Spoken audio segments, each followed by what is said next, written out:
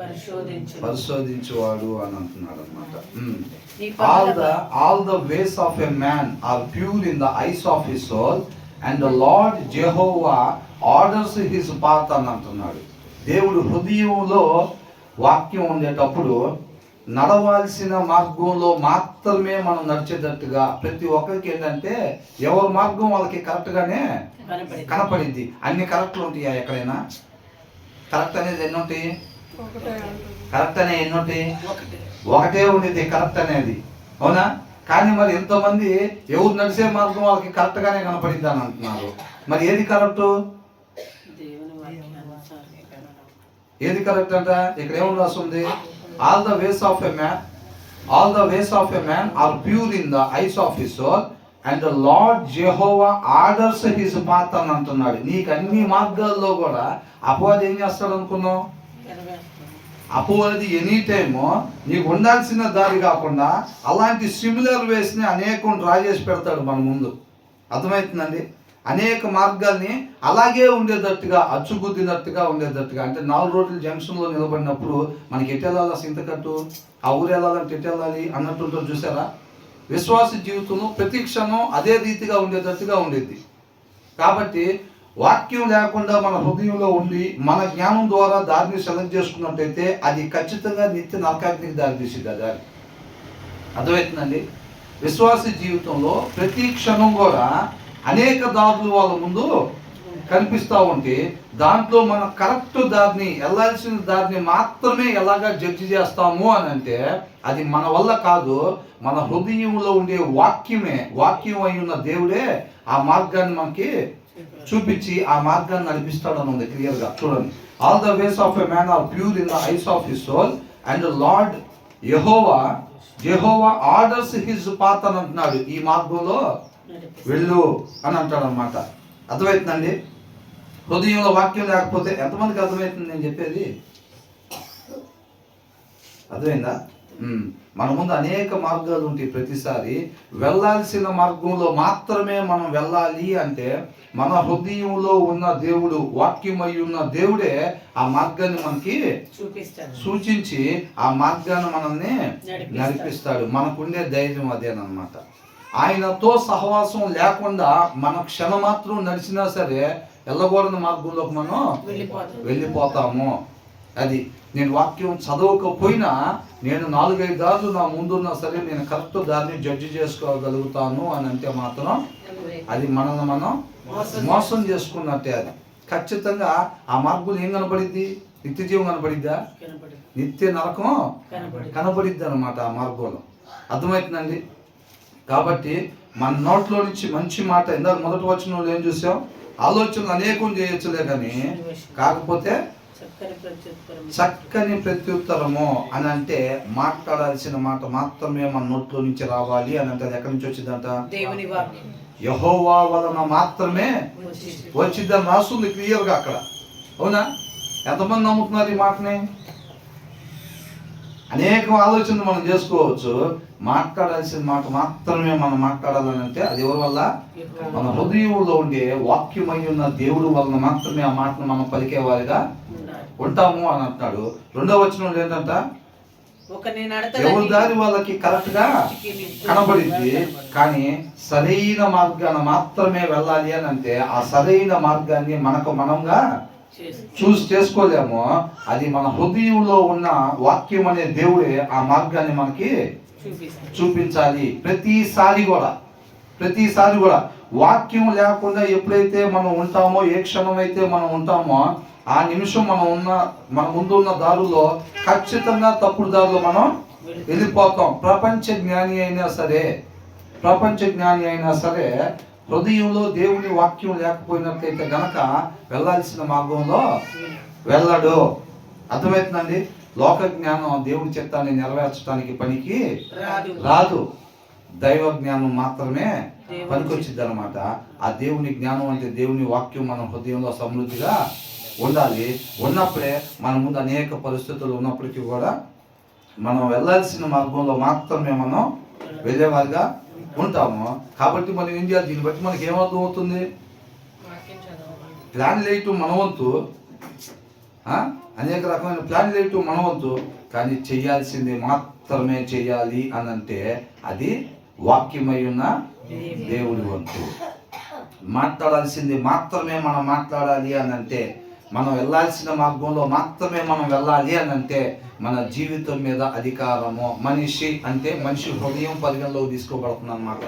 మనిషి మొత్తంలో కల్లా మనిషి హృదయం అని అంటే మనిషి అని అర్థమవుతుందండి. కాబట్టి మన జీవితం మీద అధికారం ఎవరికి ఇవ్వాలి? వాక్యమై ఉన్న దేవునికి మన జీవితం మీద అధికారము ఇవ్వాలి, మన హృదయం మీద అధికారము ఇవ్వాలి. అప్పుడు ఆయన మనల్ని నడిపించేవాడిగా ఉంటాడు. అప్పుడు మనం మాట్లాడాల్సింది మాత్రమే మాట్లాడతాము, వెళ్ళాల్సిన మార్గంలో మాత్రమే వెళ్తాము. అప్పుడు దీన్ని బట్టి మనకి ఏమర్థమవుతుంది, మనం ఏం చేయాలన్నట్టు? మనం అనేది జీరో పెట్టుకోవాలి. ఏం చేయాలి? జీరో పెట్టుకోవాలి. ప్రతిసారి సమయం ఆయనకే ఇవ్వాలి. అప్పుడు మాట్లాడాల్సింది మాత్రమే మనం మాట్లాడతాం, వెళ్ళాల్సిన మార్గంలో మాత్రమే మనం వెళ్తాం. ఎంతమందికి ఉంది అట్లాగా? మాట్లాడాల్సిన మాత్రమే నేను మాట్లాడాలి, వెళ్ళాల్సిన మార్గంలో మాత్రమే నేను వెళ్ళాలని ఎంతమందికి ఉంది? అలా చెయ్యాలి అని అంటే ఆ భయం మనకుంటే మనం ఏం చేయాలంటే 3వ వచనంలో ఏముంది? నీ పనుల భారము యెహోవా మీద నుంచుము. కాబట్టి మనం ఏదో అనవసరమైంది కోరుకొని దాన్ని ప్రభువా నీ భుజాల మీద ఉంచుతున్నాను ఆయన ఈ భారం అనేది కాదు. కమిట్ టు ద లార్డ్ అని అంటున్నాడు. ఏంటంట? ఈ ఫస్ట్ 2 వచనాలను బట్టి మనకి ఏం తెలిసింది? మనం అనేది ఏదన్నా జైలు పోయామంటే అది నాశనమే. ఏంటంట? హృదయంలో వాక్యం లేకుండా నోరు తెరిసాము అని అంటే ఏమైందంట?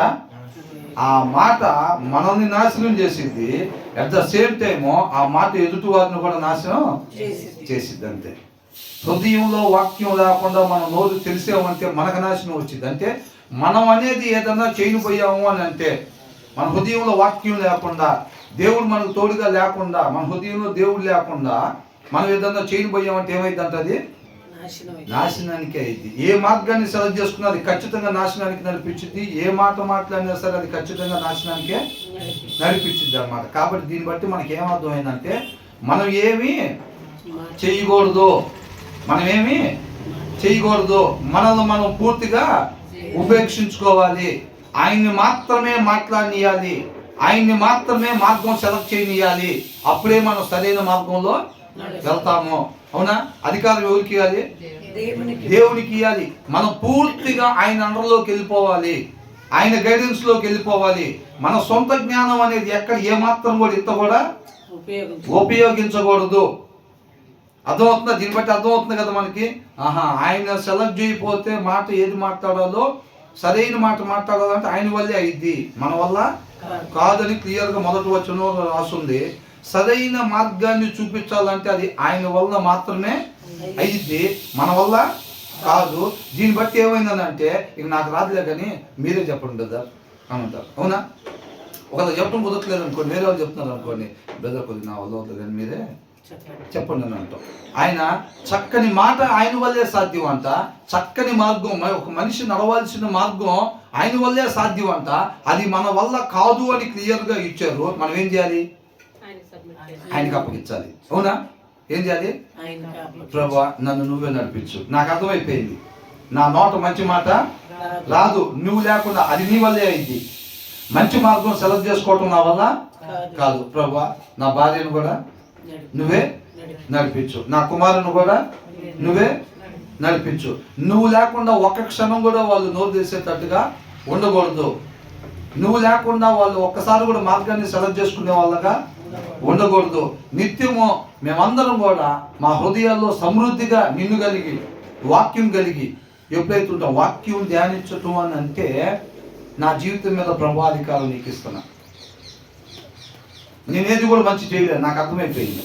అవునా? నువ్వు మంచి మాత్రమే చేసేవాడివి కాబట్టి నా జీవితం మీద నీకు అప్పగిస్తున్న అధికారం అని ఒక క్రియారూపకంగా తెలియపరచటమే వాక్యం చదవటం. వాక్యం చదవటం వెనకాల ఉద్దేశం ఏంటంటే వాక్యం చదవటం వెనకాల ఉద్దేశం ఏంటంట, మన క్రియ ద్వారా దేవుడికి మన ఉద్దేశాన్ని తెలియపరుస్తున్నాం అన్నమాట. ప్రభువా నా జీవితాన్ని నువ్వు నడిపించు. పిల్లలకి వాక్యం చదవండి, వాక్యం చదవండి అని అంటున్నావు అంటే పిల్లలకి ఏం చెప్తున్నావు? మీ జీవితాల మీద అధికారం దేవుడికి అప్పగించండి, ఇవ్వండి. అందరూ వినాలి జాగ్రత్తగా. మీ జీవితాల మీద అధికారం దేవుడికి అప్పగించండి.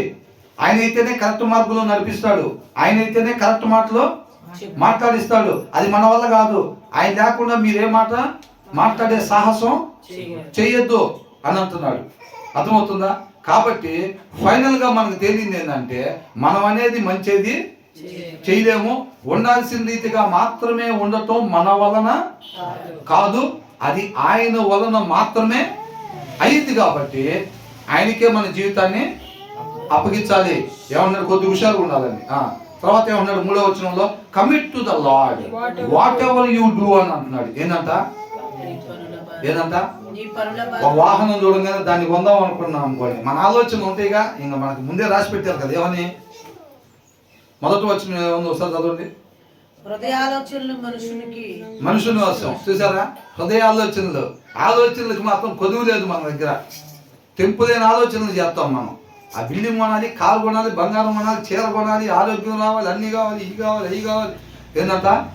అన్నీ కావాలి. ఆలోచనలకు తెంపు లేదు, తీరుబడి లేదు. అసలు తీరుబడి లేకుండా ఆలోచిస్తాం అన్నీ కావాలని.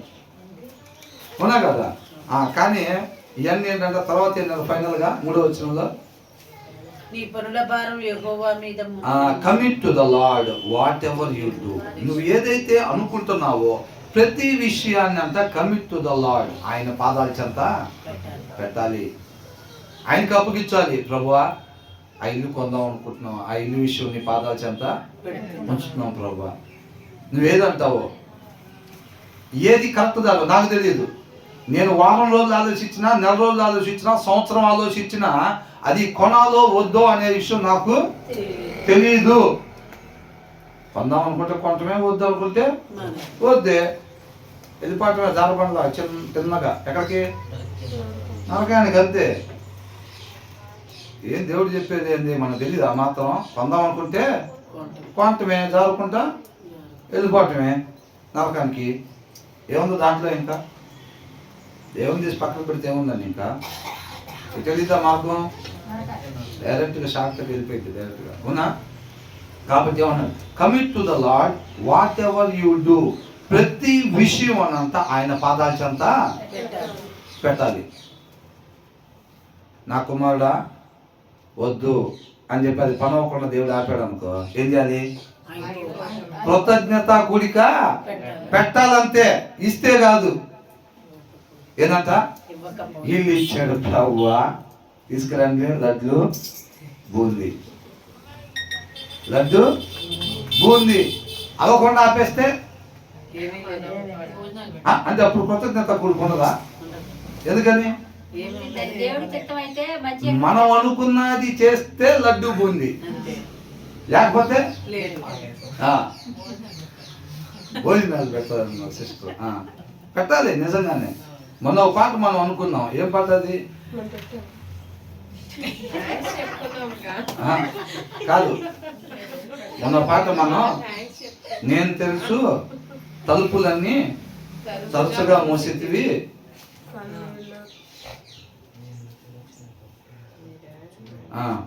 సరే, దాంట్లో ఒక మాట ఉంది. ఏమని? అడిగిన వాటికంటే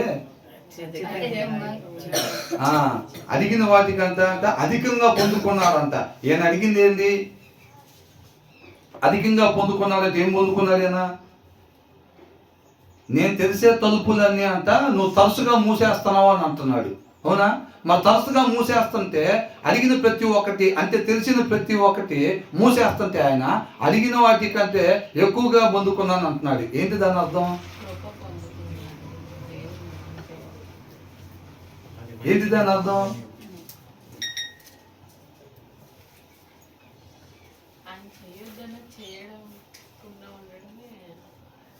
అసలు ఏంటి అది? అడిగిన వాటికంటే అత్యధికముగా పొంది తిని అని అంటున్నాడు. ఏంటి అది? ఆయన ఆ డోరు ముయ్యటమే గొప్ప మేలు. అవునండి.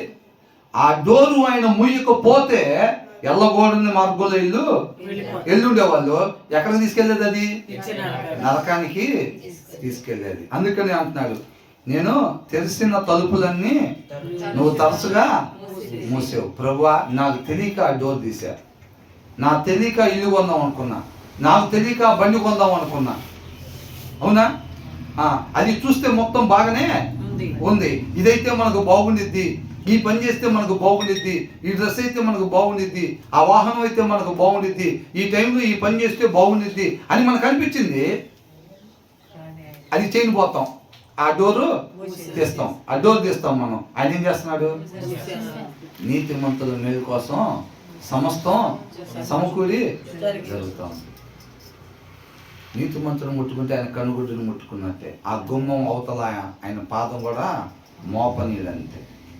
మనకి ఎంతవరకు తెలుసు? ఆ డోర్ దాకా తెలుసు. ఆయనకి ఎంతవరకు తెలుసు? ఆ డోర్ వెనకాల సమస్తం. ఆ డోర్లో గుండా మనం పోతే మనకు వచ్చే నాశనం సమస్తం ఆయనకి తెలుసు. కాబట్టి ఆయన ఏం చేస్తాడు? ఆ డోర్ని బ్రహ్మాండంగా ఉంటుంది. ఇల్లు చూస్తే తిరిగిపోద్ది. ఇది కొంటే మనకి లెక్కే వేరుగుంటుంది అనిపించింది. అవునా? ఆ వాహనం కొంటే మాత్రం దాంట్లో మనం పోతుంటే ఆ లెక్కే వేరుగుండిద్ది. పోయేది పరిచర్యకి. ఏంటంట మనం చెప్పుకున్నాం కదా, దేవుని చిత్తం అయితే బెంజ్ కారు, ఏదో లగ్జరీ కోసం కాదండి, పరిచర్య కోసం మనం చెప్పుకున్నాం కదా. అట్లాగా ఆయన ఆ డోరు వేయటం అది ఎంత మేలు అంటే, ఏనేదో కొంత అడిగాడు. అవునా? పనికిరాందేనా అడిగాడు. ఆ డోర్ తీసాడు. డోర్ తీయటం అంటే ఏంది? ఆ డోర్ తీయటం అంటే ఏంటి? ఒక విషయాన్ని తీసుకొచ్చి దేవుడి పాదాల చెంత పెట్టటం. కమిట్ టు ద లార్డ్ అని అంటున్నాడు. ఒక విషయాన్ని తీసుకొచ్చి ప్రతి విషయం కూడా ఏం చేయాలంట? ఇటు వినాలండి. ప్రతి విషయం కూడా దేవుడి పాదాల చెంత పెట్టాలి. అలా తీసుకొచ్చి పెట్టినప్పుడు ఆయన మాట్లాడటమే గొప్ప ధన్యత అన్నమాట. అవునా? మనం కొట్టడానికి వెళ్దాం, అది పని అవ్వకుండా దేవుడు చేశాడు అనుకో, ఎమ్మటే కృతజ్ఞత కూడిక పెట్టాలంటే ఆయన మాట్లాడాడు నాతో, ఒక్క మాట చాలు. అవునా? మాట్లాడకపోతే ఎలా ఉంటుంది? ఇప్పుడు ఒక విషయం దేవుడి పాదాల చెంత పెట్టాం, ఆయన ఎస్ఆర్నో చెప్పట్లేదు, ఎలా ఉంటుంది? సౌల్లాగా ఉంటుంది అంట. అద్భుతంగా చెప్పాడు. అవునా? ఎలా ఉంటుంది? నేను యుద్ధానికి వెళ్ళాలా వద్దా? దేవుడేమి మాట్లాడలేదు. దేవుడు మాట్లాడాలి అంటే మనం అర్హులుగా ఉండాలి. ఆయన ఎవరితో పడితే వాళ్ళతో మాట్లాడు. అవునా కదా? ఎవరు మాటలు పడితే వాళ్ళ మాటలో జనాలు విన్నట్టుగా సొల్లు ముచ్చటంతా ఆయన వినడు. ఎవరితో పడితే ఆయన వాళ్ళతో మాట్లాడు. అర్థమవుతుందండి? కాబట్టి ఇప్పుడు దాంట్లో రాసింది ఏంటి అని అంటే, ఆయన ఆ తలుపులు ముయ్యటమే ఈయనకు చేసిన గొప్ప మేలు. దాన్ని తప్పించటం. మనం ఏదైతే ఆయన పాదాల చెంత పెట్టామని అంటే ఏంటి? మనకి ఇష్టం లేకుండా పెట్టామా? ఇది అస్సలు బాగోదు, అసలు ఇది మనకి అస్సలు ఇష్టం లేదు, ప్రభా నీ పాదాల చెంత పెడుతున్నావు నాయనా అంటామా? మనకి ఏదైతే కొద్దిగా రంగు రుచి చిక్కదనం కనపడిందో దాన్ని తీసుకొచ్చి, ప్రభా ఏం ప్రభా మరి నీ పాదాల చెంత నీ చిత్తం ఏంటో తెలియజేయ ప్రభా, నా హృదయాన్ని ఎరిగినోడివి, నేనంటే నీకు చాలా ఇష్టం, ప్రాణం పెట్టావు కాబట్టి నేనైతే దాన్ని కొందామనుకొని ఇష్టపడుతున్నా, నా ఇష్టాన్ని ఎరిగినోడు కాబట్టి నీ సమాధానం కూడా ఇంచుమించుగా కొనిపెద్దామనే ఉంటుంది, ప్రేమించేవాడు కాబట్టి అని ఆన్సర్ దేనికోసం ఎస్ అంటాడని చూస్తూ ఉంటాం. ఆయన ఏమంటాడు? నో అంటాడు. ఇక సాయంత్రం బైబిల్ చదివేది బంద్ అయింది. డాడీ కొనిపిపోతే మమ్మీ కొనిపిపోతే ఏమైంది? మమ్మీతో కొంచెం మాట్లాడుకుని ఉంటాం లేదా? అది కరెక్ట్ కాదండి. ఉంటాం కాబట్టి దేవుడితో అట్లా ఉండదని నేను చెప్పట్లా. మనం చేసే పనులు అవునా? నిన్ను వదిలే నీ పొరుగు వారిని ప్రేమించాలి అని అంటున్నాడు. ఒక వ్యక్తితో మనం కావాలని మాట్లాడకూడదని చెప్పి మనం ఇట్లా ఎప్పుడైతే ఆపుతామో అవతల వాళ్ళని హేట్ చేస్తున్నట్టుగా అర్థమవుతుందండి. దేవుడి చిత్తాన్ని మనం వ్యతిరేకంగా మనం ప్రవర్తిస్తున్నట్టుగా అన్నమాట. నేను వాళ్ళతో మాట్లాడను, వీళ్ళతో మాట్లాడను, అవసరమైతే 10 ఊళ్ళు వెళ్ళి వాళ్ళతో వస్తుందే కానీ ఇంటి పక్కన వాళ్ళతో మాత్రం మాట్లాడను అని అంటే, ఇక నువ్వు ఏది చేసినా కానీ, నువ్వు నాకు ఎంత గొప్ప అర్పణ ఇచ్చినా, నువ్వెంత అద్భుతమైన పాట పాడినా, నువ్వెంతసేపు మోకాలు చేసినా, అది నాకు నువ్వు ఇచ్చే అర్పణ అక్కడ పెట్టి ఫస్ట్ నువ్వు వెళ్ళి వాళ్ళతో సమాధానం పడి నువ్వు అప్పుడు రావాలి. లేకపోతే కయ్యిన అర్పణలాగా నీ అర్పణ నేను అంగీకరించను అంటున్నాడు. ఆమెతో మాట్లాడిన అస్సలు అంటే నాకు అసలు పడదు. భయంకరంగా పాటలు పాడమంటే పాడతా, నువ్వు బాగా నీ అన్ని సీలింగ్ దగ్గర కింద పడతా ఉంటాయి. ఏంటంట సీలింగ్ దగ్గర కింద పడతా ఉంటాయి. ఎందుకు? ఆ సీలింగ్ ఏంటి? ఆ సీలింగు ఆమెతో మాట్లాడనని చెప్పాము చూసారా, అది సీలింగు. దేవుడి దగ్గరకు పోకుండా అయ్యే తగిలి కింద పడతాయి. అర్థమవుతుందా? అది కాబట్టి మనం వాళ్ళతో మాట్లాడను, వీళ్ళతో మాట్లాడను, వాళ్ళకిను వీళ్ళకే ఇస్తా నేను, వాళ్ళంటే నాకేందో కొద్దిగా పడదు అంటే నువ్వు చేసే ప్రార్థన దాని దగ్గర కింద పడతా ఉండేది. అర్థమవుతుందండి? దేవుడితో నడవటం అంటే అబ్రహాం దేవుడితో నడిచెను అని అన్నాడు. నడవటం అంటే ఒక పక్క నుంచో నడవటం కాదు, ఆయన ఉద్దేశాలు ఎరిగి దాని ప్రకారంగా నడుచుకోవటం దేవుడితో నడవటం. అలాగే ఏమీ అడ్డుపడకుండా దేవుడికి మనకి డైలాగ్కి అని అంటే సంభాషణకి ఏది అడ్డుపడకుండా చూసుకోవాల్సిన బాధ్యత మన మీద ఉంది. నేను వాళ్ళతో మాట్లాడను, వీళ్ళంటే నాకు కొంచెం గిట్టదు, వాళ్ళు అసలు నాకు నచ్చరు, వాళ్ళు చేసే పనులు వాళ్ళు చేసే మాటలు అంటే నాకు అబ్బో ఏందలా ఉండిద్ది నాకు అంటే మనం మాటలు అంత తీయగా ఉంటాయి దేవుడికి. అందుకే ప్రేమ పెట్టాడా? మనం నోరు తెరిస్తే మామూలుగా ఉండదుగా, మన చూపు మామూలుగా ఉండదు, మన ప్రవర్తన మామూలుగా ఉండదు.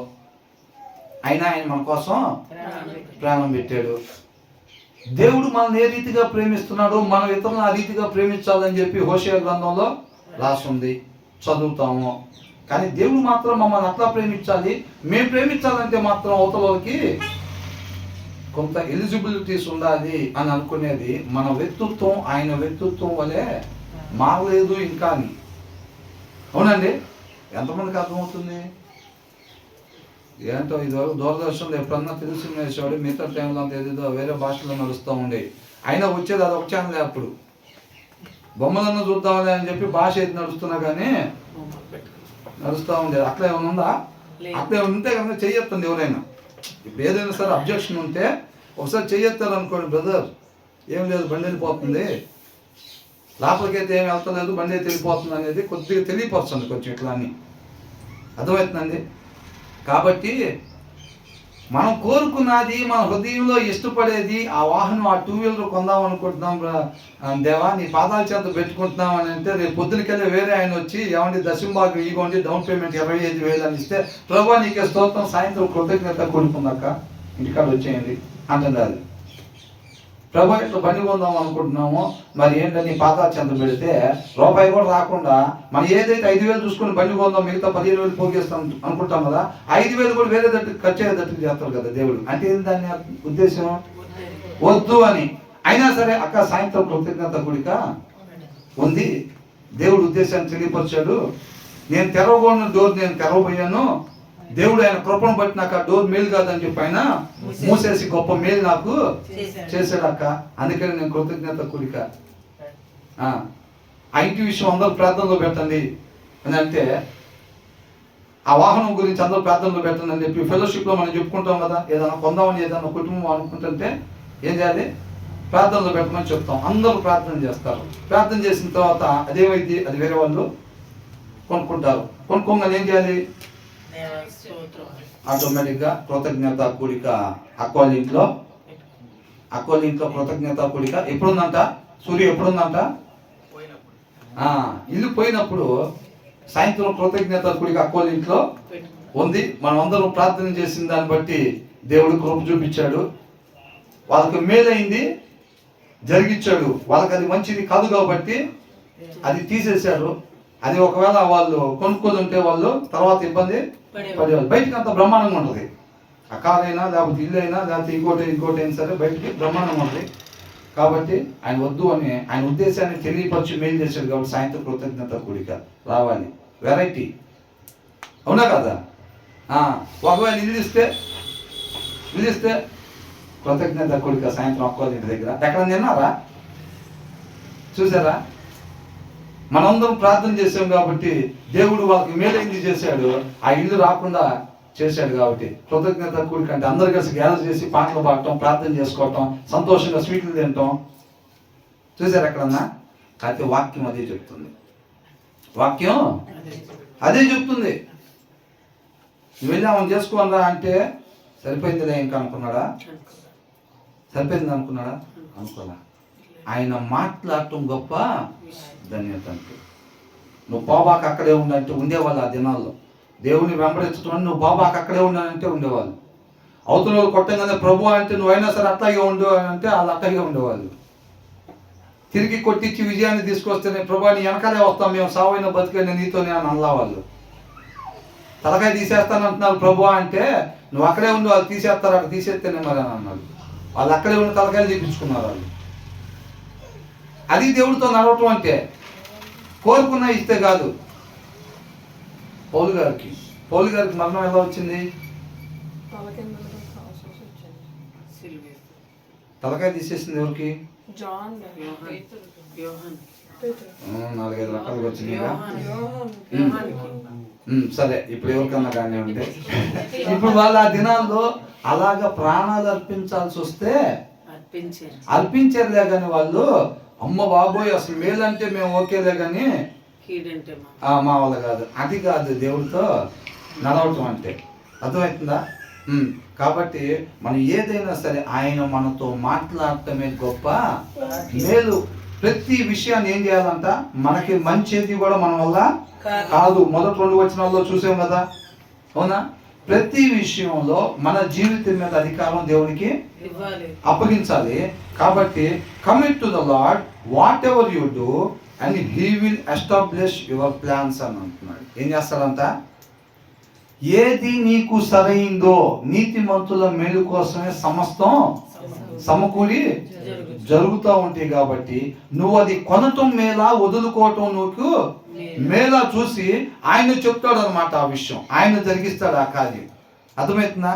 ప్రభువా ఏంటి ఇలా చేసావు అనే మాట ఉండకూడదు. ఇంకా ఏ విషయం దేవుడు పాదాల చెంత పెట్టినా సరే తూచేస్తా, సరిగ్గా చేయలే నేను ప్రార్థన. అట్లాంటి బిలాంలాగా 2వ ట్రై చేసామంటే దేవుడు కోపడతాడు. బిలాం ఏం చేశాడు? 2వ నీకు ఏది కావాలంటే అది ఇస్తాను. అవునా? అయితే నేను మొన్న సరిగ్గా వినలేదు, ఏది కావాలంటే అది ఇస్తారంట అని చెప్పి అయితే ఈ నైట్ ఇక్కడ ఉన్నది మళ్ళీ ప్రార్థన చేసి కనుక్కుంటా దేవుడిని అన్నాడు. దేవుడికి అయ్యే నచ్చం. అవునా? ఆయన ఒకసారి చెప్పిన తర్వాత ఎందుకు ఏంటి అనేది మనకి వద్దు. మొదటి 2 వచనాల్లో హృదయం అనే పదం మీద రాసుకున్నారా? ఆయన మాత్రమే మంచిది యుక్తమైంది పలికిస్తాడు. ఆయన మాత్రమే సరైన మార్గాన్ని సెలెక్ట్ చేస్తాడు, నడిపిస్తాడు. కాబట్టి నేను అది కొనపోవటం వలన ఏది మేలో ఆయనకి మాత్రమే తెలుసు. ప్రతి విషయం అది ఏదైనా కానీ ఆయన ఎస్ అంటే కృతజ్ఞత కూడిక, ఆయన నో అంటే కృతజ్ఞత కూడిక. అంతే. ఆయన మాట్లాడటమే గొప్ప ధన్యత. ఆయన మాట్లాడకపోతే, ఆయన తెలిసి చెప్పకపోతే మన పని అయిపోయినట్టే. కాబట్టి ఏంటి అట్లాగైంది? ఆ పాస్టర్ గారు అట్లా చెప్పారు, వేరే పాస్టర్ గారి దగ్గర పెడదాంపా. ఏంటంట? వేరే పాస్టర్ గారి దగ్గర నిన్నగాక మొన్నే వచ్చింది. ఆయన అయితే చాలా 30 ఏళ్ళ నుంచి చేస్తున్నాడు పరిచర్య.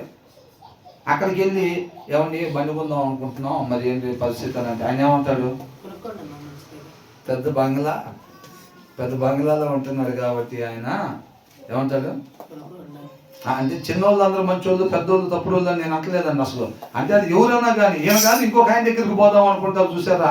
అంటే వీళ్ళు ఇష్టపడతా దేవుడు మాట అయినా, అది దేవుడు మాట అయినా సరే వీళ్ళకి కొద్దిగా జీర్ణించుకోవటానికి కష్టం అవుతుంది. ఎందుకని?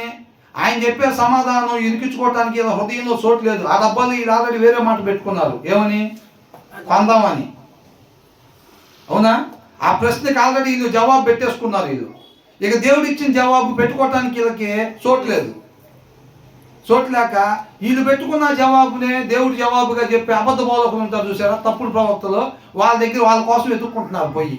ఎవరైతే కొనుక్కోమ్మా అని అంటారో అప్పుడు ఆల్రెడీ వీళ్ళు పెట్టుకున్న ఆన్సర్కి అది కోఇన్సిడెన్స్ అయింది కాబట్టి చక్కగా ఆయనకి దశభాగం కానుకలు ఇచ్చేసి తర్వాత వాళ్ళ నుంచి చర్చికి అక్కడికి వెళ్ళిపోతారు. అవునా కదా? ఆల్రెడీ మనం ఒకటి డిసైడ్ అయిపోయి దేవుడు ఫార్మాలిటీగా క్రిస్టియన్స్ కాబట్టి ఫార్మాలిటీగా ఒక మాట చెప్పాలే అనేది కాకుండా ప్రతి విషయం కూడా ఆయన పాదాలు చెంప పెట్టి ఆయన ఏదైతే చెప్తాడో దానికి పూర్తిగా సబ్మిట్ చేసుకోవాలి. అవునా? అబ్రహాం నీకు కుమారుని ఇస్తా నేను ఏదన్నా అబ్రహాంకి ఇసుకరేణులాగా నీకు సంతానాన్ని ఇస్తానంటే ప్రభువా నీకే స్తోత్రం అని చెప్పి నీ కుమారుని తీసుకొచ్చి అక్కడ బలి అనగానే కాముకున్నాడా? ప్రభువా నీకే స్తోత్రం అనుకున్నాడు, మళ్ళీ కట్టు తీసుకొని బయలుదేరాడు. నీకు ఇసుక రేణువు లాగిస్తానన్నప్పుడు ఆయన ఫీలింగ్ ఎట్లా ఉందో, కుమారుడు తీసుకురమ్మన్నప్పుడు కూడా ఫీలింగ్ అలాగే అంతే ఉంది. అంతే ఆయన బాధపడినట్టు రాశారు అక్కడ ఏమన్నా? లేదు. ఎక్కడా రాయిలా. అర్థమవుతుందా? ఆయన చెప్పటం, ఈయన చేయటం. కుమారుని తీసుకురామంటాం కాదు, నేను చూపించిన ప్లేస్లో నువ్వు వచ్చి నిన్ను నీకు అర్పణగా నాకు అర్పించు అని అన్నా ఈయన యాస్టీజ్గా అట్లాగే తీసుకొని బయలుదేరిపోతాడు. అది సబ్మిషన్ అంటే. అది సబ్మిషను అంటే. ఈయన ఆల్రెడీ డబ్బాలో వేరే పెట్టుకొని ఉన్నాడా? ఈయనకి డబ్బాలు వేరే ఏమీ లేవు. ఈయన జాగ్రత్త ఏంటంటే దేవుడు చెప్పే సమాధానం ఆ డబ్బాలో పెట్టడానికి ఏమీ అడ్డం లేకుండా ఉన్నాయి కదా అని చెప్పి పద్దాకులు చూసుకుంటూ ఉంటాడు. అర్థమైందా? ఈయన హృదయం లోపల చేపెట్టి మొత్తం క్లీన్గానే ఉంది కదా అని చూసుకుంటాడు. ఏదైనా చెత్త చెదారం ఉంటే దాన్ని బయటికి తీసేసుకొని దేవుడు చెప్పే సమాధానాన్ని చక్కగా ప్రతి విషయంలో లోపల పెట్టుకొని దాని ప్రకారంగా ముందుకు పోవటానికి సబ్మిట్ చేసుకొని ఇష్టపడతా తహతహలాడుతూ ఉంటారు. అదే రీతిగా నేను అంతం వరకు కొనసాగాలని చెప్పి వాళ్ళు ఆశపడుతూ ఉంటారు అన్నమాట. ఆ ఆశపడే ప్రాణాన్ని దేవుడు తృప్తిపరుస్తాడు అనమాట. అది అని అంటున్నాడు. Commit to the lord. నీ పనుల భారం యెహోవా మీద మోపు. మాట ఏది పడితే అది అనుకోని, ప్రభా నీ భుజం మీద వేస్తున్నాను, డబ్బులు నువ్వే సమకూర్చాలి. ₹1,00,000 దానికి వెళ్ళి ₹1,000 ఉండగానే అడ్వాన్స్ కట్టేసి ఇక నీ భుజం మీద పెట్టాను ఆయన. సక్సెస్ అయితేనేమో నా బలం, నా తెలివితేటలు, ఫెయిల్ అయితే నీ మీద దోసేస్తా. కొంతమంది భార్య భర్తలు ఎట్లా అనుకుంటారు? ఏదో పని చేద్దామని పూనుకుంటారు. సక్సెస్ అయిందనుకో భర్త ఏమంటాడు? అది మరి మనం అంటే. తేడా పడింది అనుకో, నేను చెప్పాను నీకు, ఆ రోజే చెప్పాను నీకు, మీ అమ్మ మాటిని ఇద్దరు నాలు పెడతారు దాని మీద క్లిప్పులు తగిలిచ్చి. అవునా? ఏమో దొక్కతో బాధ. అది ఎక్కడో పోయింది, ఎక్కడి నుంచి అక్కడికి పోయింది. మళ్ళీ నువ్వు ఎట్లా నేను ఏమన్నా అన్నా కదా మీ అమ్మని తీసుకొస్తావు, అదే ఇద్దరు నాలు పెట్టి ఒకటేసారి తెలిపోయింది అని చెప్పి ఏం చెప్తాడు? నేను ఆ రోజే చెప్పా, ఉన్న డబ్బులన్నీ తీసుకెళ్ళి దానికి కట్టించావు. వాడు పారిపోయాడు అంటే ఇప్పుడు అవి తీసుకొని ఏనంతా వాడు పారిపోయాడు. నీ దిక్కుమాలను తెలివితేటలన్నీ ఇప్పుడు ఇట్టగా ఉంటాయి. అది చూడు, అది ఎట్లా సక్సెస్ అయిందో. ఆ రోజు అది నేను చేసా కాబట్టి అయింది. ఇది వాళ్ళు ఒకవేళ ఇదే సక్సెస్ అయి ఉంటే అదేనా ఇదేనా నేను కదా చేసింది, నీదేమో వెనకబడి రావటమేగా. అవునా? అట్లా అంటున్నాడు దేవుడు. మనల్ని ఏమంటాడు అసలు? ఒక్కరి పనికొచ్చే పని చేయకపోయినా నా బంగారం వాళ్ళు వాళ్ళ కోసం నా ప్రాణాన్ని ఇస్తానంటాడు. అది. అవునా? ఆయన మేలు చేస్తే నాది, కీడైతే మీదని దోసేస్తాడా? అట్లా తోసేడు. అవునా కదా? ఒకవేళ అది సక్సెస్ అయితే ఆ రోజు నువ్వు చెప్పబట్టి అసలు ఇట్లాగా అయింది, మళ్ళీ మంచి ఆలోచన వచ్చిందంటే భార్య ఎంత హ్యాపీగా ఫీల్ అయింది. అవునా కదా? తప్పు చేసినట్టు అనకూడదండి. ఎవరి దగ్గరైనా సరే న్యాయమే, న్యాయమే. అంతే. మన జీవిత విధానం కావాలి. కరెక్ట్ అయితే కరెక్ట్. బాగుంటేనే. ఎలా ఉందండి కూర? ఫస్ట్ ముద్దే ఏదంట భోజనం కాడ కూర్చుంటారు. అన్ని పనుల్లో ఉన్నా సరే ఫస్ట్ ముద్ద నోట్లో పెట్టుకున్నాడా లేదా గమనిస్తూనే ఉంటారు. ఏ పనుల్లో ఉన్నా సరే ఫస్ట్ ముద్ద అట్లా వెళ్ళి రెండోసారి కూడా నవ్వులే టైం ఉండదు. ఎలా ఉంది అడుగుతారా లేదా? రెండోసారి కూడా నవ్వులే అవకాశం ఉండదు. ఫస్ట్ సారే ఎలా ఉంది అని అంటారు. నువ్వు నవ్వక ముందు ఏంటంట? ఎందుకే పొద్దుకు అడుగుతావు? నేను నవ్వులకు ముందు అడిగినా సరే బాగుందనే కదా చెప్పేది. ఏంటంట? నువ్వు అసలు ఇంతసేపు ఆగిన తర్వాత అడుగుతున్నావు, అనవసరం. నేను కలిపేటప్పుడు అడిగినా బాగుందనే చెప్తాను నేను. లేకపోతే సాయంత్రానికి ఫుడ్ ఉండదు కదా. ఏంటంట? సాయంత్రానికి అది తెలియగలవాడిని కాబట్టి 4 పూటలు చక్కగా తిండి తినాలంటే నువ్వు చూసుకోకుండా, ఫోన్ మాట్లాడకుండా, నువ్వు ఉప్పు వేయకుండా పంచదార వేసినా సరే ఏంటంట కోప తినకుండా ఎన్నిసార్లు. ఇది ఇవాళ స్టార్ట్ అయిందా? ఇవాళ 14 సంవత్సరాలు ఏంటంట? 14 అలా ఉండకూడదు. ఎప్పుడు ఎవరి దగ్గరైనా సరే ఉన్నది ఉన్నట్టుగా. వాక్యం ఏమనుంది? నువ్వు అవునంటే అవును, కాదంటే కాదంటే. ఉన్నది ఉన్నట్టుగా చెప్పాలి. కొంతమంది అంటారు, ఏమంటారు? నేను మాట ఇస్తే బాండ్ పేపర్ మీద రాసిచ్చినట్టే. క్రైస్తవుడు మాట ఒక మాట చెబితే ఇక అదంతే. ఎంత బాగున్నా అప్పుడు దాకా కలిసి వచ్చినా గబక్కని మరి కొద్దిగా చూసుకోకుండా ఎక్కువ తక్కువ చేసినప్పుడు ఎలా ఉందని అంటే ఎంత కలిసి పక్క పక్కనే కూర్చుని ఎంత బాగా మాట్లాడుకుంటున్నా సరే ఎప్పుడులా కుదరలేదని చెప్పాలి మరి అంతేదే కానీ బాధపడిద్దేమో, భార్య ఎప్పుడు చక్కగా నవ్వుతూ ఉండాలి, బ్రహ్మాండం ఉందంటే రేపు చుట్టాలు ఎవరిని వచ్చారనుకోండి యాస్టీజ్గా ఉండిద్ది. ఎల్లుడు కూడా భోజనాలు ఉన్నాయి అమ్మాయి రంజంతే, ఎల్లుడు కాదమ్మా ఇక ఎప్పుడు కూడా రాము, నా జీవితం పెట్టాలి వాటి ఇప్పుడు దాకా నేను తెలియదు అనుకుంటా. అది ఎంత అవమానకరం అవునా కదా. ఆ రోజు చెప్తే చక్కగా సరి చేసుకుంటుంది. అప్పుడు ఎవరికైనా ఆతిథ్యం ఇచ్చి భోజనం పెట్టిన వాళ్ళకు కూడా చక్కటి ఆరోగ్యం వచ్చింది అనమాట, అవునా కదా. కాబట్టి ఏదైనా సరే అల్టిమేట్ ఆ దినాన బాగుంది అని అంటే భార్య సంతోషపడిద్దిలే అని చెప్పి నువ్వు చెప్పినా అది తుదకి ఎక్కడికి దారి తీసిద్ది, నాశనానికే దారి తీసి. నువ్వు ఉన్నట్టుగా చెప్పావు అనుకో, ఆ దినం కొద్దిగా ఆ సమయం కొద్దిగా బాధపడినా సరే సరి చేసుకునేది, తర్వాత ఎల్లప్పుడూ సంతోషంగా ఉండిద్ది అంతే, అవునా కదా. అట్లా ప్రతి విషయం కూడా దేవుడు పాదాల చెంత పెట్టాలంట. ప్రతి విషయం దేవుడు పాదాల చెంత పెట్టాలి. సరైన మార్గం ఆయనే చూపిస్తాడు. ఫైనల్ డెసిషన్ ఆయనదే. ప్లాన్ చేయటం మన వంతు, తెంపు లేని ప్లాన్. ఇందాక అనుకున్నాం కదా, తీరికబడి ఉన్నదో ప్లాన్ చేయటంలో మాత్రం. అది కొనాలి, ఇది కొనాలి, ఇది చేయాలి, అది చేయాలి, అట్ట చేయాలి, ఎట్ట చేయాలి, ప్లాన్కి మాత్రం తెంపుండదు. అన్నం వండేటప్పుడు ప్లాన్లు జరుగుతూనే ఉంటాయి, కూర వండేటప్పుడు ప్లాన్లు జరుగుతూనే ఉంటాయి, మేము స్నానాలు చేసేటప్పుడు ప్లాన్లు జరుగుతూనే ఉంటాయి, బట్టలు వేసుకున్నప్పుడు ప్లాన్లు జరుగుతూనే ఉంటాయి, టీలు తాగేటప్పుడు ప్లాన్లు తెంపుండదు అంట మనిషికి. దీంట్లో రాసి ఉంది క్లియర్గా, అవునా కదా. హృదయ ఆలోచనలు ఎవరు వశం అంట? మనుషుని వశం. మనిషి పని ఏందా అంటే ప్లాన్ గీయటం, అవునా. సరైన ప్లాన్ గీస్తాడా? సరైన ప్లాన్ గీయాలంటే అది యెహోవా వలన మాత్రమే అయింది. అది తెలుసు కూడా పొద్దుగా పేపర్ పెన్ను తీసుకోవటం, ప్లాన్ గీయటం, ఈ పనిలో ఉంటాం మనం బిజీగా కదా. కాబట్టి ప్రతి విషయం అంతా ఆయన పాదాల చెంత పెట్టాలంట. ఫైనల్ డెసిషన్ ఆయన ఏది చెబితే అదే తీసుకొని ఆయనకి కృతజ్ఞతాస్తుతులు చెల్లించేవారుగా ఉండాలంతే, అవునా. ఎలియాజర్కి నల్లగా ఉండి పొట్టుకుందనుకో,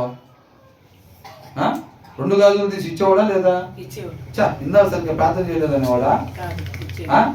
ఒక్కాలు లేదనుకో, ఆమెకి ఒక్కాలు లేదనుకో, ఏం చేసేవాడు? 2 గాజులు తీసి ఇచ్చేవాడా లేదా? ఇచ్చేవాడంతే. అలా కనపడగానే కృతజ్ఞతాస్తుతులు చెల్లించినట్టుగా క్లియర్గా ఉంది దాంట్లో. మనం కూడా ఏం చేయాలి? దేవుడు ఏది చెబితే అది మనకి మేలుకరం. తలుపు అవతల ఏముందో మనకి తెలియదు, తలుపు తీస్తాం అంతే. తలుపు బాగుంటే చాలు, అబ్బాయి చేస్తే బాగుండిద్ది అని అనిపిస్తే చేస్తాం మన దృష్టికి. కానీ అది చేస్తే తర్వాత రోజుల్లో ఏమైద్ది అనేది మనకు తెలియదు. సమస్తం ఎరిగిన వాడు ఆయన.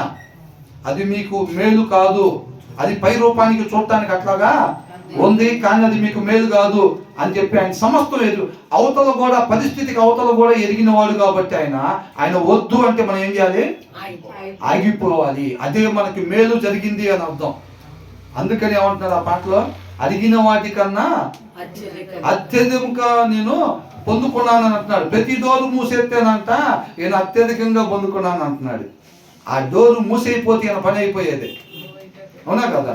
అదే గొప్ప మేలు పొందుకున్నాడు. కాబట్టి 3వ వచనంలో ఏం చూసాం? ప్రతి విషయం దేవుడు పాదాల చెంత పెట్టాలి. ఆయన ఏది చెబితే దాని ప్రకారంగా మాత్రమే మనం నడుచుకునేటట్టుగా. అట్ట కాకుండా ఆయన వద్దు అని అన్నాడంటే ముఖం కొద్దిగా మారింది అనుకో, ఏందంట? ప్రభు బండి కొనుక్కుందాం అనుకుంటా, నీ పాదాల చెంత పెట్టంగానే ఆయన వద్దనగానే కొద్దిగా డల్ అయ్యామనుకో, మనం ఎంత పర్సంటేజ్ డల్ అయ్యామో అంత పర్సంటేజ్ ఇంకా మనం మారాల్సింది ఉంది అని అర్థం, అవునా కదా. అక్కడ డల్ అవ్వాలా? అవ్వకూడదు. ఆయన పాదాల చెంత పెట్టాం, ఆయన నో అన్నాడు, ఎస్ దేవుడు మాట్లాడాడు. దేవుడు నాతో మాట్లాడాడు అని అంటే మనం సరైన మార్గంలో ఉన్నాము అని అర్థం. ఆయన ఎవరు ప్రార్థన ఆలకిస్తాడు? నీతిమంతుల ప్రార్థన మాత్రమే ఆయన ఆలకిస్తాడు. నీకు నాకు ఆయన జవాబు ఇచ్చాడు అని, అది ఎస్సా నోనా ఇంకోటి తర్వాత సంగతి, అవునా. ఆయన మనతో మాట్లాడాడు అని అంటే మనం గొప్ప ధన్యులు అని అర్థం అన్నమాట. కాబట్టి ఆయన ఏది చెప్పినా దానికి సబ్మిట్ చేసుకొని మనం ముందుకి వెళ్ళాలి. అది దేవుడితో నడవటం అంటే. అబ్రహాం అట్లా నడిచాడు దేవుడితో. అప్పుడు అబ్రహాం పిలిచినట్టు మనం కూడా నా స్నేహితుడు అని చెప్పి పిలుస్తాడు. తర్వాత ఏమన్నాడు? యెహోవా ఇది మొత్తానికి కారణం ఏం కనపడుతుంది మీకు? మొదటి వచనం, రెండో వచనం, మూడో వచనంలో హృదయంలో దేవుని వాక్యం లేకపోతే మనం పలకాల్సిన మాట మాత్రమే మనం పలకము. అది మన వల్ల అయ్యే పని కాదు. హృదయంలో దేవుని వాక్యం ఉంటే, వాక్యం అయిన దేవుడే మాట్లాడాల్సింది మాత్రమే మనం మాట్లాడేటట్టుగా నడిపిస్తాడు. మొదటి వచనం. రెండో వచనంలో ఏముంది? ఎవరి నడతలు వాడికంట నిర్దోషంగా కరెక్ట్ దారిలాగా కనపడతాయి అంట. కానీ కరెక్ట్ దారిని ఎంపిక చేయాలి అని అంటే అది దేవుడు వలన మాత్రమే అయ్యిద్ది అని అన్నాడు. విశ్వాస జీవితంలో ప్రతిసారి కూడా వాళ్ళ ముందు అనేక మార్గాలు ఉంటాయి, కానీ సరైన మార్గంలో మాత్రమే మనం నడిపించాలంటే అది యెహోవా వలన మాత్రమే అయ్యిద్ది. మన హృదయంలో ఉన్న వాక్యం వల్ల మాత్రమే అది అయ్యిద్ది. అంటే దీన్ని బట్టి ఏమర్థం అవుతుంది? మనం వెళ్ళాల్సిన మార్గంలో మాత్రమే వెళ్ళాలి అంటే అది మన హృదయంలో వాక్యమైన దేవుడి ద్వారా మాత్రమే అది సాధ్యము. మన హృదయంలో వాక్యం లేకపోతే ఖచ్చితంగా జరిగేది ఏంటంటే మాట్లాడకూడని మాటే మనం మాట్లాడతాము, వెళ్ళకూడని మార్గంలో మాత్రమే మనం వెళ్తాం. అది మనం ఎవరైనా కానీ హృదయంలో వాక్యం లేకపోతే అది మోషే అయినా, హృదయంలో వాక్యం అంటే దేవుడి మాట. బనతో మాట్లాడాలంటే ఏం చేశాడు? కొట్టాడు. అవునా? హృదయంలో దేవుడి మాట లేకపోతే అది మోషే అయినా, దావీదైనా, మనమైనా ఖచ్చితంగా ఎల్లగోడని దారిలోనే వెళ్తాము. హృదయంలో వాక్యం ఉన్నట్లయితే గనక వెళ్ళాల్సిన దారిలో మాత్రమే మనం వెళ్తాము. అంటే ఇక్కడ సమస్తం ఎవరిలో ఉంది? వాక్యమై ఉన్న దేవునిలో మాత్రమే ఉంది. మనం మాట్లాడాల్సిందే మాట్లాడాలన్నా, వెళ్ళాల్సిన దారినే వెళ్ళాలన్నా వాక్యమై ఉన్న దేవునిలోనే సమస్తం ఉంది తప్ప మనలో ఏమీ లేదు. ఆ తర్వాత ఏమంటున్నారు? యెహోవా ఆత్మలను పరిశోధించును. The Lord works out everything to its proper అని అంటున్నాడు. ప్రాపర్ ఏంటని అంటున్నాడు అంటే ఫస్ట్ వచనంలో చూసాం మన వల్ల కాదు మంచి మాట్లాడతాం. రెండవ వచనంలో చూసాం మంచి మార్గాన్ని వెళ్తాం మన వల్ల కాదు, అన్ని ఆయన వల్లే అవుతుంది. అంటే దీన్ని బట్టి మనకు అర్థమైపోయింది మనం ఏ పని చేయడానికి పూనుకోకూడదు. ప్రతి విషయం మనం ఆయన పాదాల చెంత పెట్టాలి. ఆయన ఏదైతే చెప్తాడో దాని ప్రకారంగానే చేయాలి. అంటే ఆయన ఒకవేళ తప్పు చెప్తే సురీ ఆయన ఒకవేళ తప్పు చెప్తే బ్రదర్ మీరు చెప్పింది బాగానే ఉంది, మన వల్ల మంచిది కాదన్నా, సరే ఒప్పుకుంటున్నా. హృదయంలో వాక్యం కాబట్టి మనం మంచిగా పలకలేమని చెప్పి దాంట్లో రాస్తుంది. ప్లాన్లు అయితే గీస్తాంలే కానీ కరెక్ట్ అయితే మాత్రం మనం చేయలేము. మార్గాలు అనేకం ఉంటాయి కానీ కరెక్ట్ మార్గాన్ని మాత్రమే మనం పోలేము. అది కూడా దేవుడి వల్లే ఇది. కాబట్టి మూడవ వచనంలో ఏమైనా ఉంది? Commit to the lord everything you want to do. ఏదైతే చేద్దాం అనుకుంటున్నావు ప్రతిదీ దేవుడి దగ్గరే పెట్టాలి అని అంటున్నారు. ఆయన ఏది చెప్పాడో అదే నీకు సరైంది కాబట్టి నువ్వు దానికే చేయాలి తప్ప ఎందుకని ఓ ప్రభువా, ఎందుకు మేలు కాదు ప్రభువా అన్న క్వశ్చన్ మనకి వద్దు అని అంటున్నాడు. మరి ఆయన దగ్గర పెట్టాం, ఆయన ఒక ఎస్ఐన్ ప్లేస్ లో నో అన్నాడు అనుకోండి, అది ఎట్లా తెలిసింది మనకి?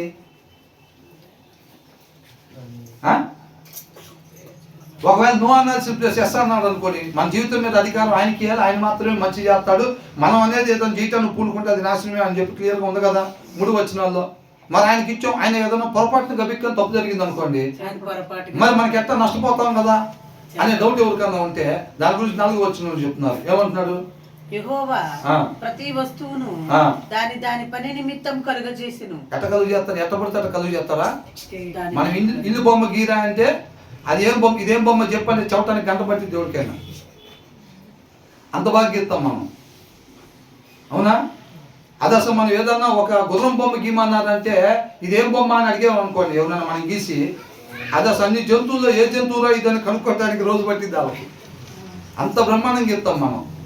ఆయన ఎంత గీస్తాడంట అది చెప్తున్నాడు. నువ్వు ఎవరు పడితే వాళ్ళ పాదాల చెంత పెట్టలా, నువ్వు ఎవరి చేతికి పడితే వాళ్ళ చేతికి అప్పగించట్లా. చేతగానే ఆయన దగ్గర కాదు నువ్వు మొరపెట్టుకుంటుంది, జడ్జిమెంట్ కోసం చేతగానే ఆయన దగ్గర కాదు పెడుతుంది. ఆయన ఎట్లా చూడాలనుకున్నారు? The lord works out everything to its proper end అని అంటున్నాడు. ప్రాపర్ ఖచ్చితమైన అని అంటున్నాడు. ఉండాల్సిన రీతిగా మాత్రమే. ఆయన సమాధానం ఎట్లా చెప్తుంట? ఆ జడ్జి ఎలాంటి జడ్జి అంటే ఆయన దగ్గర తప్పు అనేది ఉండదు. పొరపాటును ఒకవేళ తప్పు చెప్పేది అనుకోండి బ్రదర్, అది ఎట్లా చేసింది మనకి? పొరపాటున అనే పదం ఆయన డిక్షనరీలో లేదు, ఉండదు. అంతే. ఆయన దగ్గర పెడుతున్నావు, నీ జీవితం మీద అధికారం ఆయనకి అప్పగిస్తున్నావు. నువ్వు ప్రతి విషయం ఆయన పాదాల చెంత పెడుతున్నావు. అవునా? తప్పు అనేది పెద్దనాన్న అడిగి పెద్దమ్మని అడిగి వాహనం కొందాం అనుకుంటున్నాం, నాన్న అడిగి అమ్మని అడిగి ఇల్లు కొందాం అనుకుంటున్నాం అంటే తేడా పడినట్టే బండి. అవునా?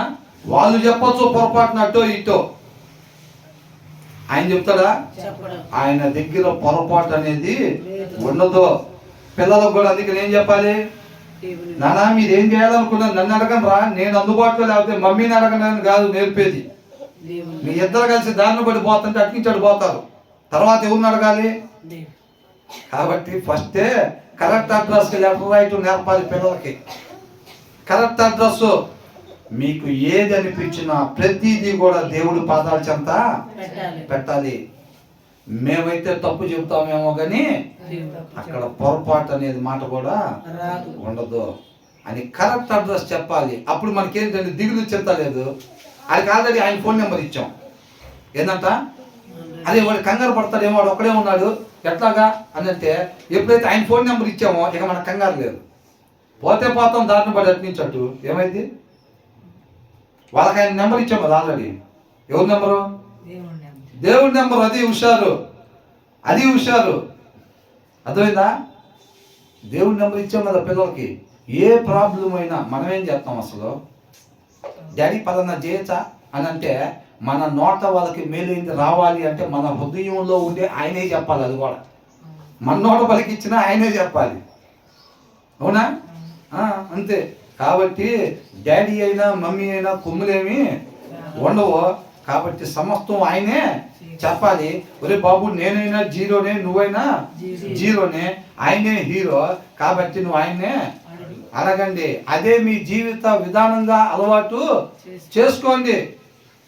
మీ పిల్లలకు కూడా అదే ఆస్తి మీరు ఇవ్వాలి. అర్థమవుతుందా? కాబట్టి ఎవరు పడితే వాళ్ళు అడగటం, పొరపాటు జరగటం ఉండదు అక్కడ. The lord works out everything. కొన్ని ఆయన బాగా చేస్తాడండి, కొన్ని చేయడు. అట్లా ఉండద్దా?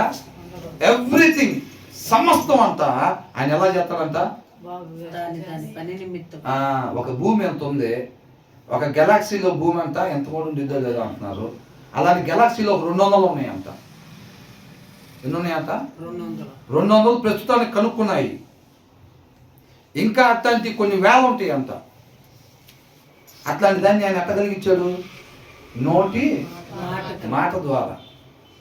నోటి మాట ద్వారా ఆయన శక్తి తెలుస్తుందిగా. తల కూడా ఎత్తకూడదు, బోర్లో కొనుక్కొని ఉంటాం ఎనీ టైం ఆయన ముందు. ఏంటంట? సాష్టాంగ బోర్లో పడి ఆయన ముందు అట్లా ఉంటుమే.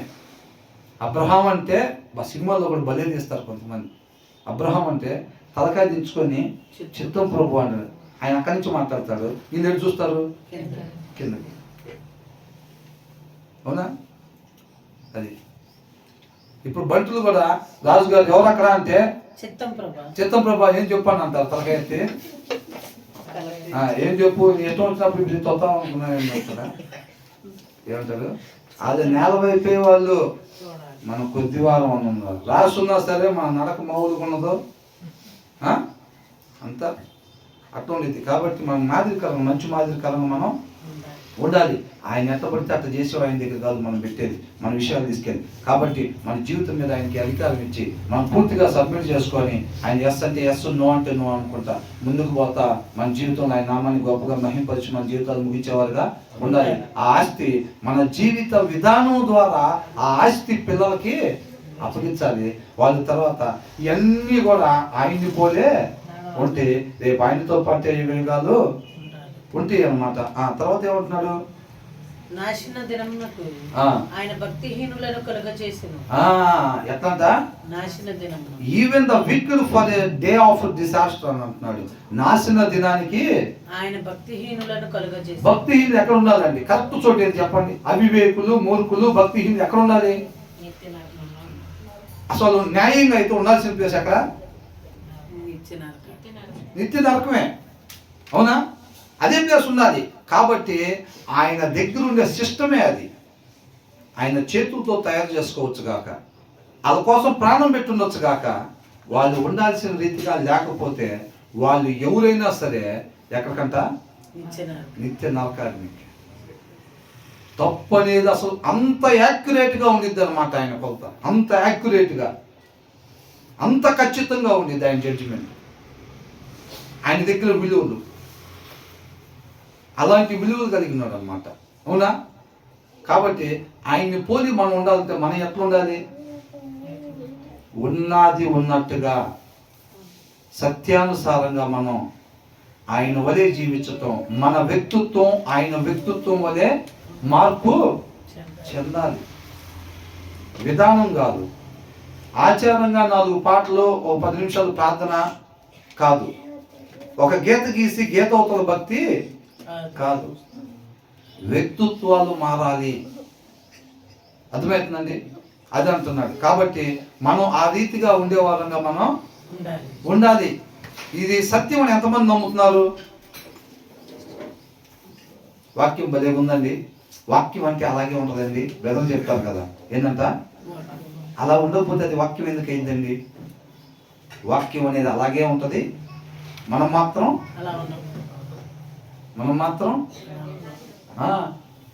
మనం మాత్రం ఇలానే ఉండాలి అని అంటే, మొన్నటి దినాన్ని ఎక్కడైతే మరణానికి గురైపోయి ఉన్నామో అక్కడే ఉండే పరిస్థితి ఉండిద్ది అనమాట. కాబట్టి మనం అలా కాకుండా మనం చక్కగా ఆయన కృపని సద్వినియోగం చేసుకొని, ఆయన కృప లేకపోతే ఆయన మాట ఒకరి దగ్గరికి రాదు.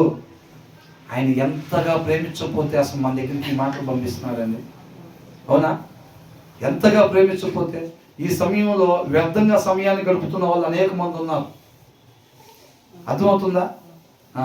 ఆయన కృపను బట్టి ఆయన పాదాల చెంత చేర్చుకొని చిన్నపిల్లలకి సెల్లాకి పెట్టినట్టుగా చక్కగా మనకు ఆత్మకు ఆహారం పెడతా ఉన్నాడు. కాబట్టి ఈ కృపని సద్వినియోగం చేసుకోవాలి. మనం ఆ కరెక్షన్ చేసుకోవటానికి ఇష్టపడి ఆయన కృపను కోరుకోవాలి. అవునా? విని వదిలిపెట్టామనుకోండి, ఆ రోజుల్లో ఇశ్రాయేలీయులు విన్నారు ఆయన మాట. మీరు ఇలా ఉండాలంటే విన్నారు. మోషే కూడా విన్నాడు, వెళ్ళి బండతో మాట్లాడనే మాట విన్నాడు కానీ ఆడు పోయిన తర్వాత కొట్టాడు. విధేయత చూపడం. మనం కూడా వింటున్నాము, విన్నంత మాత్రాన్ని కాదు, దానికి విధేయత చూపించకపోతే మాత్రం నశించిపోయేవారుగా ఉంటాం. ఈ గుంపులో ఉండటం గొప్ప ధన్యత. ఆయన కృపని సద్వినియోగం చేసుకోవాలన్నమాట. ఆయన వ్యక్తిత్వం వల్ల మారడానికి ఇష్టపడి మోకాళ్ళేసి హృదయపూర్వకంగా, ప్రభువా నువ్వు ఏ రీతిగా అయితే ఉండాలని చెప్తున్నావో ఆ రీతిగా మాత్రమే ఉండేటట్టుగా నీ కృపతో నడిపించమని చెప్పి మనం ప్రార్థన చేసుకున్నట్టయితే ఖచ్చితంగా అంతరంగాన్ని చూసే దేవుడు కాబట్టి ఆయన వల్లే మనల్ని కూడా మారుస్తారు, అనేక మందికి మాదిరికరంగా ఉంచుతాడు. దేవుడికి మహిమ కలుగును గాక.